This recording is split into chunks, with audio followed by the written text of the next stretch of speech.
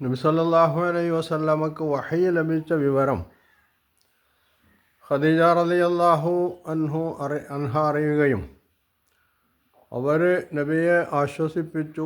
തുടർന്ന് വറഖത്തുമായി ബന്ധപ്പെട്ടു. അതിനെ തുടർന്ന് വറഖത്ത് നബിയുമായി ബന്ധപ്പെട്ടു. ഇവിടെയൊക്കെ അള്ളാഹുവിൻ്റെ ദൂതൻ മലക്ക് ആണ് നബി സല്ലല്ലാഹു അലൈഹി വസല്ലമയെ സമീപിച്ചിട്ടുള്ളത് എന്ന് ആണ് വറഖത്ത് നബിയോട് പറയുന്നത്. ഖദീജ റളിയല്ലാഹു അൻഹ നബി സല്ലല്ലാഹു അലൈഹി വസല്ലമയുടെ ജീവിത വിശുദ്ധിയും പരോപകാരവുമൊക്കെ എടുത്തു പറഞ്ഞുകൊണ്ടാണ് അത് നബിയെ ആശ്വസിപ്പിക്കുന്നത്. അതോടൊപ്പം തന്നെ ഖദീജ റളിയല്ലാഹു അൻഹ മറ്റൊരു പരീക്ഷണം നടത്തുന്നുണ്ട് അവിടെ. അവർ നബി സല്ലല്ലാഹു അലൈഹി വസല്ലമയോട് പറഞ്ഞു, താങ്കൾ ഈ പറയുന്ന സംഭവം അല്ലെങ്കിൽ ഇത് ആവർത്തിക്കുമ്പോൾ മലക്ക് വരുമ്പോൾ എന്നെ വിവരമറിയിക്കണം. അതനുസരിച്ച് നബി സല്ലല്ലാഹു അലൈഹി വസല്ലമ ഖദീജ റളിയല്ലാഹു അൻഹയെ വിവരം അറിയിച്ചു മലക്ക് വന്നപ്പോൾ. അപ്പോൾ ഖദീജ റളിയല്ലാഹു അൻഹ നടത്തുന്ന പരീക്ഷണം എന്താണ്? നബി സല്ലല്ലാഹു അലൈഹി വസല്ലമയെ തൻ്റെ മടിയിൽ പിടിച്ചിരുത്തുന്നു. എന്നിട്ട് ചോദിക്കുന്നു, ഇപ്പോൾ മലക്കിനെ കാണുന്നുണ്ടോ? അപ്പോൾ നബി സല്ലല്ലാഹു അലൈഹി വസല്ലം പറഞ്ഞു, അതെ കാണുന്നുണ്ട്. തുടർന്ന് അവരുടെ മുഖമക്കന എടുത്തു മാറ്റുകയും തലമുടി തുറന്നിടുകയും ചെയ്തു. ഈ ഘട്ടത്തിൽ അവർ ചോദിച്ചു, ഇപ്പോൾ കാണുന്നുണ്ടോ? അപ്പോൾ നബി സല്ലല്ലാഹു അലൈഹി വസല്ലം പറഞ്ഞു, ഇപ്പോൾ കാണുന്നില്ല. അവിടെ അവർ ഉറപ്പിക്കുന്ന കാര്യം എന്താണ്?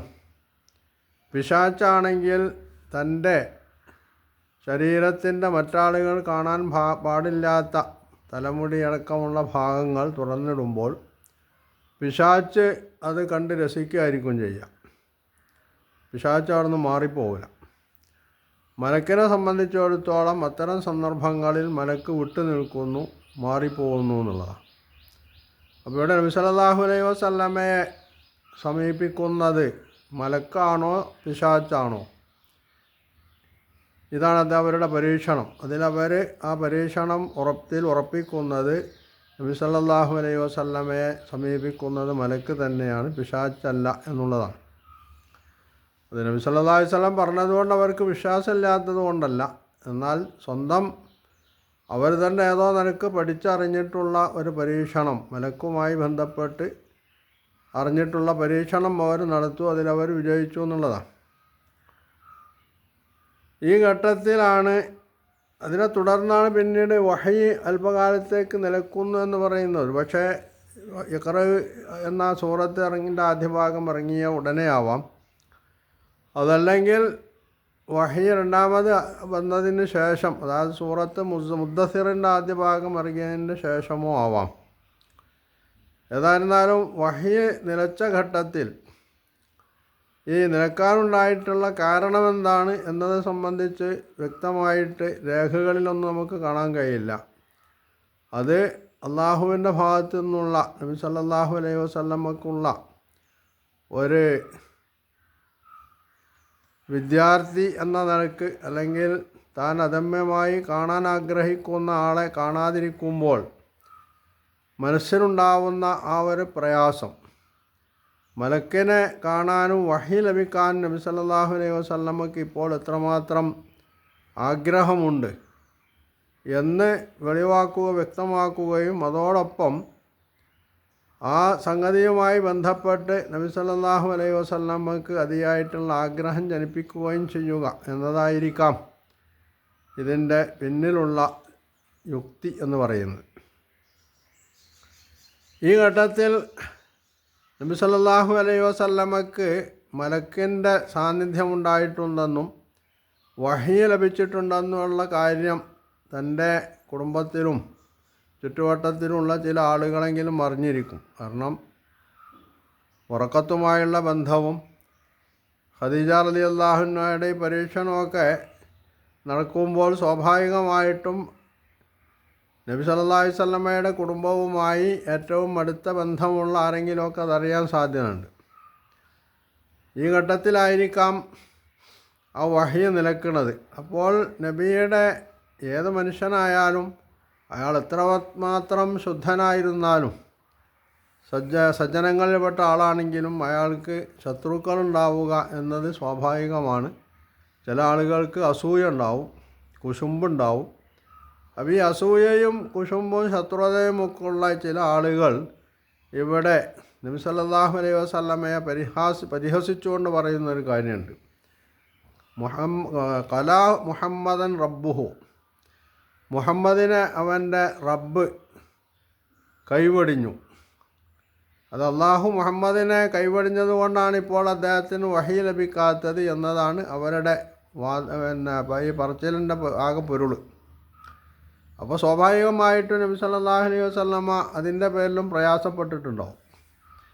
എന്നാൽ ഈ ഘട്ടത്തിൽ തുടർന്ന് വരുന്ന വഹിയിൽ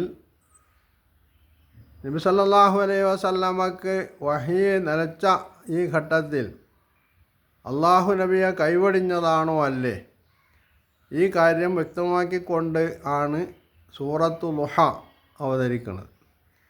അവിടെ വല്ലുഹ വല്ലൈലി ഇദാ സജ, അള്ളാഹു സത്യം ചെയ്ത് കൊണ്ട് പറയാണ് പ്രകാശം.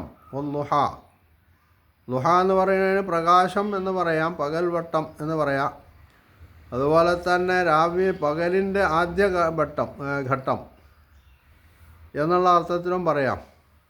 ഏതായിരുന്നാലും ഈ രണ്ട് ഘട്ടത്തിലായാലും, ഒന്ന് ളുഹ പ്രഭാതത്തിൻ്റെ ആദ്യഘട്ടത്തിലാകുമ്പോൾ പ്രകാശം ഇങ്ങനെ പരന്നു വരികയാണ്. ഇനി പകൽ വെളിച്ചം എന്നതാണെങ്കിൽ ഏതായിരുന്നാലും പ്രകാശം പരന്നു.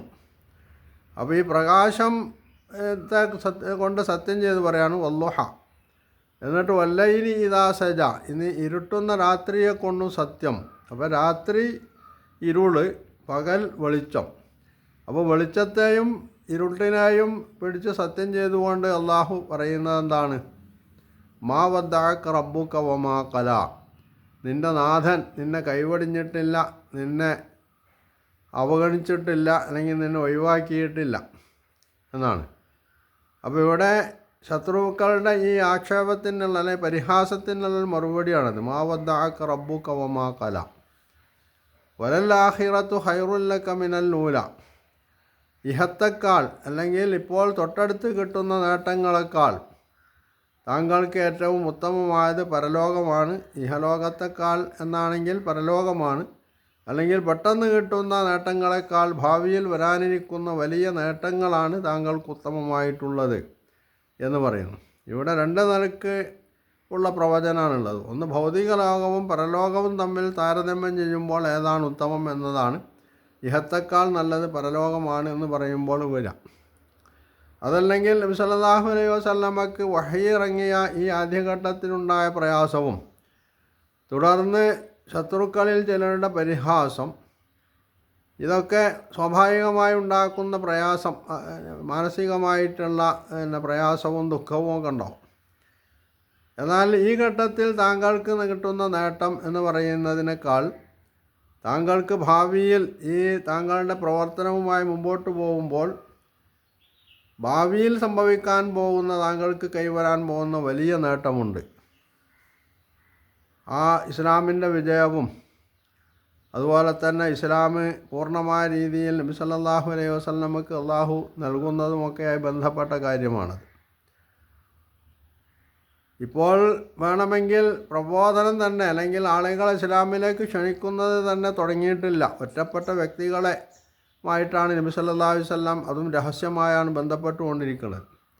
ഇത്തരമൊരു ഘട്ടത്തിൽ ഭാവിയിൽ വരാനുള്ള ഒരു വലിയ നേട്ടത്തെക്കാൾ ഇവിടെ പ്രവചിക്കുമ്പോൾ ഇത് എത്രമാത്രം സത്യസന്ധമാണ് എന്ന് പിന്നീടുണ്ടായിട്ടുള്ള സംഭവങ്ങൾ വിളിച്ചോതുണ്ട്.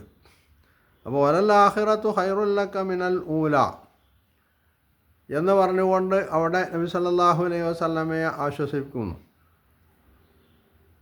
അലം യജിദ്ക യതീമൻ ഫആവ, തുടർന്ന് നബി സല്ലല്ലാഹു അലൈഹി വസല്ലമയുടെ കുട്ടിക്കാലം മുതൽ ഈ വഹി ലഭിക്കുന്നത് വരെ ഉള്ള ജീവിതത്തെ വളരെ ഹ്രസ്വമായ രീതിയിൽ ഇവിടെ പരാജയപ്പെടുത്തുകയാണ്. ഒന്ന്, നബി സല്ലല്ലാഹു അലൈഹി വസല്ലം അനാഥനായാണ് ജനിച്ചത്. അവിടെ അദ്ദേഹത്തിന് അഭയം നൽകി. അദ്ദേഹത്തിന് വഴി അറിയുമായിരുന്നില്ല, വഴി അറിയിച്ചു കൊടുത്തു. അദ്ദേഹം ദരിദ്രനായിരുന്നു, അദ്ദേഹത്തിന് ധന്യത നൽകി. ഈ കാര്യങ്ങൾ ജീവിതത്തിലുണ്ടായ വളരെ പ്രധാനപ്പെട്ട 3 സംഭവങ്ങൾ അല്ലെങ്കിൽ അവസ്ഥാന്തരങ്ങളെയാണ് ഇവിടെ വിശുദ്ധ ഖുർആൻ എടുത്തു പറയുന്നത്. അതുകൊണ്ട് ഇവിടുന്ന് അങ്ങോട്ട് താങ്കൾ കൈക്കൊള്ളേണ്ട നിലപാടെന്തായിരിക്കണം? വിശേഷിച്ചും സമൂഹത്തിലെ അശരണരായിട്ടുള്ള, ആലംബഹീനരായിട്ടുള്ള, സംരക്ഷിക്കാൻ ആളില്ലാത്ത അനാഥരും മറ്റും ഒക്കെ ആയിട്ടുള്ള ആളുകളോട് എന്ത് നിലപാടാണ് സ്വീകരിക്കേണ്ടത്? അമ്മൽ യതീമ ഫലാ തഖ്ഹർ വ അമ്മസ്സായില ഫലാ തൻഹർ.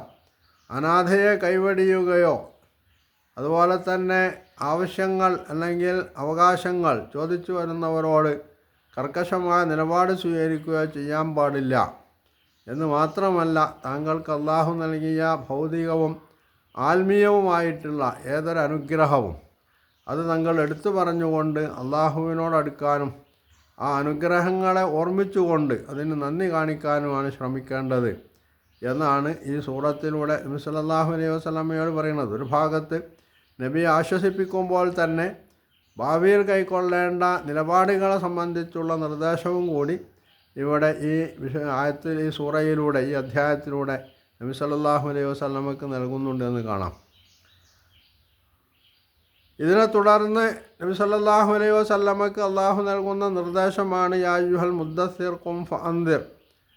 പുതച്ചു കിടന്നാൽ പോരാ, എഴുന്നേറ്റ് ആളുകൾക്ക് മുന്നറിയിപ്പ് നൽകണം എന്ന നിർദ്ദേശം. ഈ നിർദ്ദേശത്തെ തുടർന്ന് നബി സല്ലല്ലാഹു അലൈഹി വസല്ലമ ചെയ്യുന്നത്, തനിക്ക് ഏറ്റവും അടുത്ത് ബന്ധപ്പെടാൻ പറ്റിയ, താൻ പറയുന്നത് അംഗീകരിക്കുമെന്ന് ബോധ്യമുള്ള ആളുകൾക്ക് ഇസ്ലാമിൻ്റെ സന്ദേശം, അതിൻ്റെ മൗലികമായിട്ടുള്ള പ്രാഥമികമായിട്ടുള്ള സന്ദേശങ്ങൾ എത്തിച്ചു കൊടുക്കുന്നു എന്നുള്ളതാണ്. ഇവിടെ പ്രാഥമികമായിട്ടുള്ള കാര്യങ്ങളെ ഇപ്പോൾ നബി സല്ലല്ലാഹു അലൈഹി വസല്ലമക്കും ലഭിച്ചിട്ടുള്ളൂ. അതിലാദ്യമായിട്ട് നബി സല്ലല്ലാഹു അലൈഹി വസല്ലമയെ വിശ്വസിച്ചിട്ടുള്ളത് ആരാണ്? സ്വന്തം ഭാര്യ, പത്നി ഖദീജ റളിയല്ലാഹു അൻഹ തന്നെയാണ്. പിന്നീട് അദ്ദേഹത്തിൻ്റെ